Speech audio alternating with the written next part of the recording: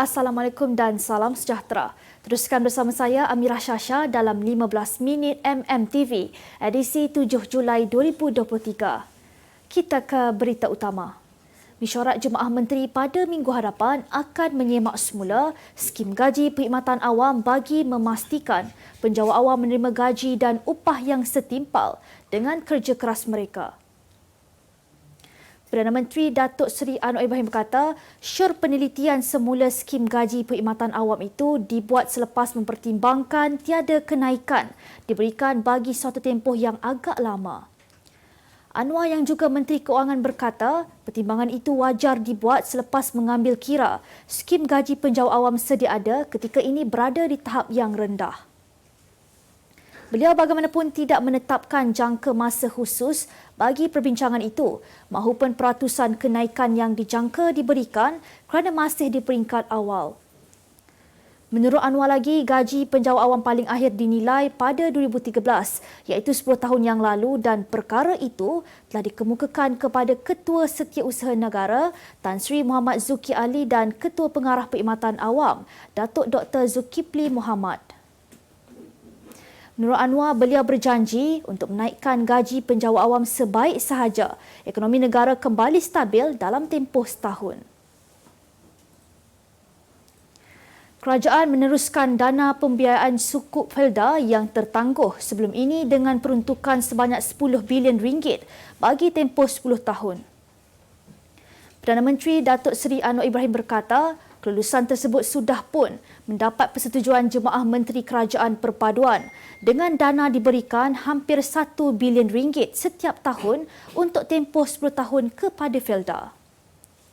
Selain itu, Perdana Menteri mengumumkan bahawa kerajaan akan menanggung subsidi diesel sebanyak 36 juta ringgit bagi penjanaan tenaga dan bekalan air bersih.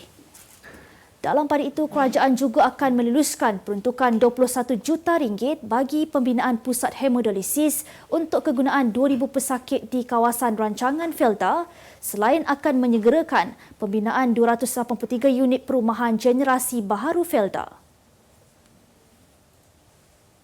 Hampir 145,000 lepasan sijil pelajaran Malaysia 2022 ditawarkan tempat melanjutkan pelajaran di institusi pengajian tinggi awam. Para pelajar yang terpilih boleh menyemak status tawaran bermula hari ini sehingga 16 Julai nanti. Bercakap kepada Utusan Malaysia, Menteri Pendidikan Tinggi, Datuk Seri Muhammad Khalid Nordin berkata, tawaran itu berdasarkan kekosongan tempat dan penilaian merit atau 60.93% daripada 237,805 pelajar yang layak melalui permohonan kemasukan UPU online. Selepas semakan, Kementerian Pengajian Tinggi menawarkan kepada 144,911 pelajar daripada 239,609 yang memohon untuk melanjutkan pengajian di IPTA di seluruh negara. Tun Dr. Mahathir Mohamad mendakwa segala dakwaan dibuat oleh Datuk Seri Anwar Ibrahim bahawa bekas Perdana Menteri itu mengkayakan anak dan kroni adalah tidak berasas dan tanpa sebarang bukti. Ini kerana walaupun diminta untuk diberikan salinan 21 dokumen yang disebut dalam pembelaannya, Anwar enggan berbuat demikian. Dr. Mahathir berkata demikian dalam jawapan kepada pembelaan Anwar berhubung kes saman fitnah 150 juta ringgit yang difailkan bekas ahli Parlimen Langkawi itu tak ada bekas timbalannya. Dalam writ saman dan pernyataan tuntutannya, bekas pengerusi Parti Pejuang Tanah Air itu sebagai plaintiff mendakwa ucapan Anwar membawa maksud beliau membolot harta untuk keluarga dan kehilangan harta, aset atau saham orang Melayu adalah berkait dengan keluarganya.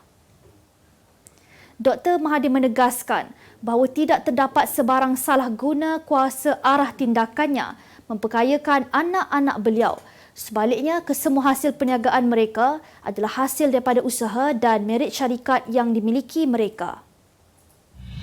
Utusan Malaysia dan Cosmo melancarkan satu lagi produk terbaru. Apa yang ada dalam Iklanega? Ia adalah platform yang tepat dan efektif untuk mengiklan antaranya berbagai jenis notis, cautan kosong, hartanah, tender, kenderaan, mencari wali atau waris dan pelbagai lagi. Apa yang anda cari? Semuanya ada di sini. 2 dalam 1. Layari iklaneka.utusan.com.my. Seorang ibu tunggal dan teman lelakinya direman selama 7 hari bermula hari ini selepas dipercayai membunuh seorang kanak-kanak lelaki berusia 3 tahun semalam. Ketua Polis Daerah Melaka Tengah, Asisten Komisioner Christopher Fatid berkata, kedua-dua suspek yang berusia 24 dan 25 tahun itu ditahan di unit forensik Hospital Melaka pada pukul 8 malam tadi. Sejurus polis menerima laporan bedah siasat kematian mangsa. Jelasnya sebelum kejadian, polis dimaklumkan oleh pegawai perubatan hospital terbabit mengatakan telah menerima seorang kanak-kanak lelaki berusia 3 tahun di zon merah yang dalam keadaan tidak sedarkan diri pada pukul 6.50 pagi. Difahamkan mangsa mengalami kecederaan kepala dan abdomen akibat trauma tumpul iaitu tengkorak dan organ dalam perutnya pecah dipercayai akibat ditendang serta perut ditekan secara agresif oleh suspek lelaki. Dikatakan suspek lelaki bertindak sedemikian selepas berang gara-gara mangsa muntah di atas sofa di rumahnya. Ujarnya, kedua-dua suspek kini disiasat mengikut Seksyen 31-1-A Akta Kanak-Kanak dan Seksyen 302 Kanun Keseksaan kerana membunuh. Mayat mangsa ke-9 kepala air di Jeram Mawar Air Putih Kemaman dipercayai Muhammad Fikri Saliman, 24 tahun, berjaya ditemukan anggota pasukan mencari dan menyelamat pagi tadi. Ketua Polis Daerah Kemaman, Superintenden Hanyan Ramlan berkata, mayat tersebut ditemukan pada jarak kira-kira 2 km dari lokasi kejadian, namun pihaknya belum dapat mengesahkan identiti sebenar mayat itu. Hanyan berkata, mayat mangsa tersebut dibawa ke unit forensik Hospital Sultanah Nur Zahirah, Kuala Terengganu untuk proses pengecaman dan bedah siasat. Dalam kejadian kira-kira pukul 5 hingga 6 petang Sabtu lalu, 9 sekeluarga dari Felda Lepar Hilir 3, Pahang dan bakal menantu ahli keluarga itu dari Batu Pahat Johor dihanyutkan kepala air berikutan hujan lebat berlaku. Kita beralih ke berita luar negara. Seorang lelaki yang ditemui selepas dilaporkan hilang oleh ibunya 8 tahun lalu mendakwa dia dikurung oleh wanita itu di rumah mereka. Mangsa berkata ibunya turut memberi dadah dan menderanya secara seksual selama tempoh itu. Media antarabangsa melaporkan pihak polis menemui Rudy Farias, 25 tahun, dalam keadaan kusut masai di luar sebuah gereja di Houston, Texas minggu lalu. Ibunya Jenny Santana melaporkan kehilangan Farias pada 2015 ketika mangsa berusia 17 tahun, tetapi jiran mereka mendakwa bahawa remaja lelaki itu tidak hilang dan kerap melihatnya di rumah.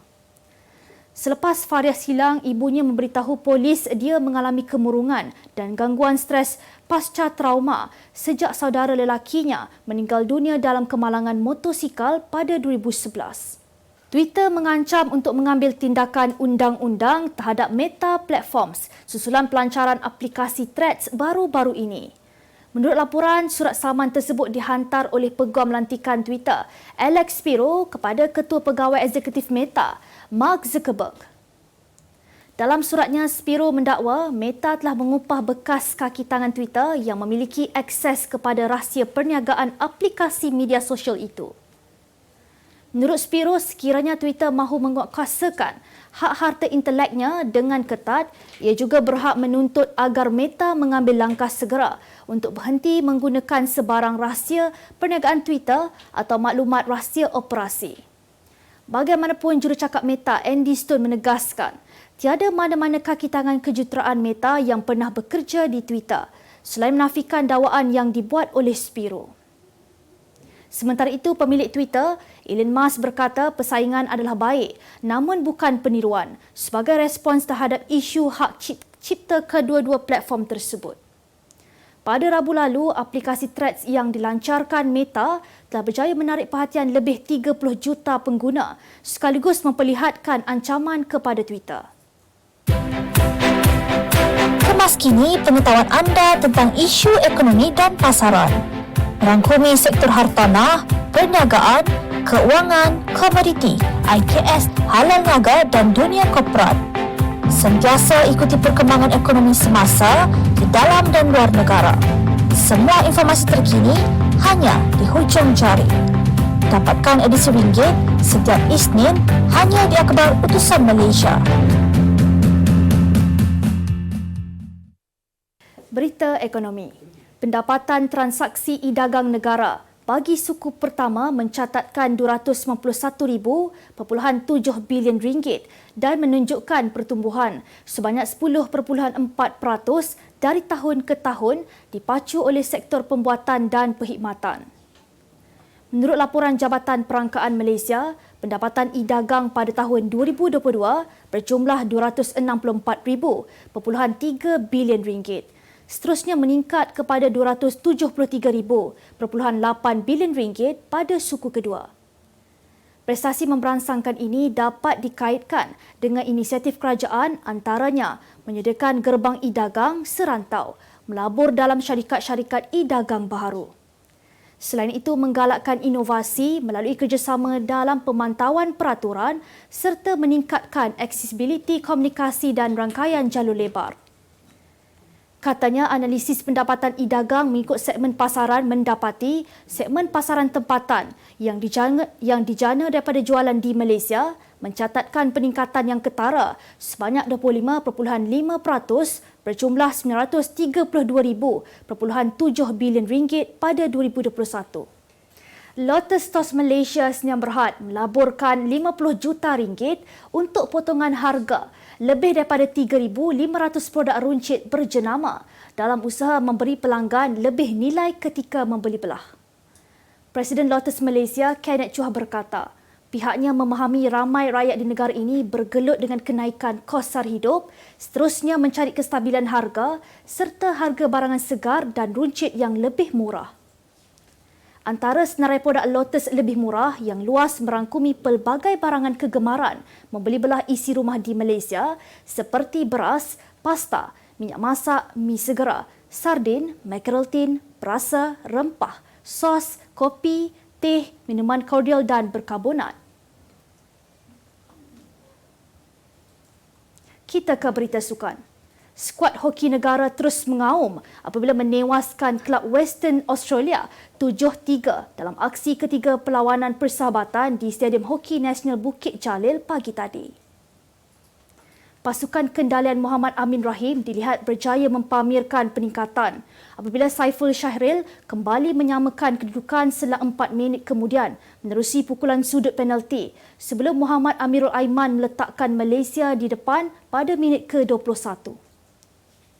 Kemudiannya Haris Iskandar dan Muhni masing-masing meledak satu gol pada minit ke-25 dan 28 sebelum Faris Harmizan menjaringkan gol kelima menerusi pukulan penalti strok pada minit ke-34.